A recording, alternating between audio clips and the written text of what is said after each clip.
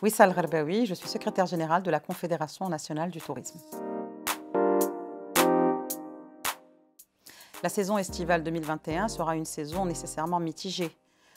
La reprise des vols internationaux est une reprise, cela marque le début de la reprise de l'activité touristique, mais cela ne signifiera pas une saison très dynamique.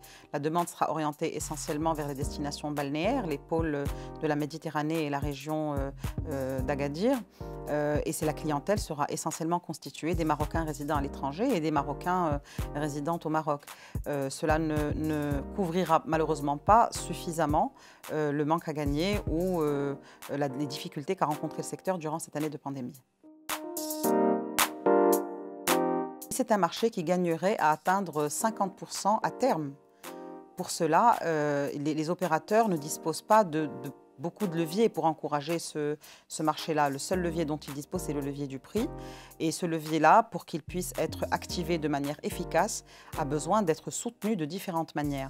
Il y a plusieurs propositions qui ont déjà été faites, notamment par la Confédération, pour pouvoir réellement dynamiser la demande locale, parce qu'une économie saine est une économie qui est basée sur sa demande intérieure. Par exemple, la mise en place des chèques vacances défiscalisés pour encourager les opérateurs, pour encourager les consommateurs à aller en vacances au Maroc, à consommer leurs vacances au Maroc auprès du secteur formel avec une contribution des employeurs qui serait défiscalisée. Le deuxième levier, c'est un levier sur la partie fiscale, donc qui permettrait d'avoir moins de pression ou un coût du produit qui serait plus réduit, ce qui s'impacterait nécessairement sur le prix de vente au final.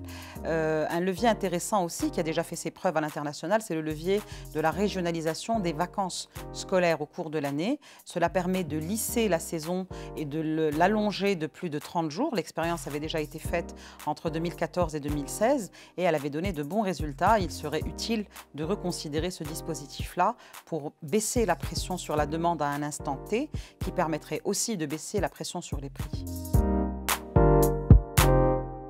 L'un des enjeux essentiels qui conditionnera le développement de l'industrie touristique marocaine est l'enjeu de la transformation digitale. Cette transformation est entamée depuis plus de 10 ans dans le monde. Nous avons tous vu arriver des plateformes, notamment de réservation, un rôle beaucoup plus important des réseaux sociaux, notamment dans l'entretien de la réputation des destinations et des produits. Il est important que les opérateurs marocains prennent ce virage. Nous avons pris du retard. Il est essentiel que nous abordions la période post-crise en intégrant ce paramètre qui devient un pilier du développement de l'industrie touristique.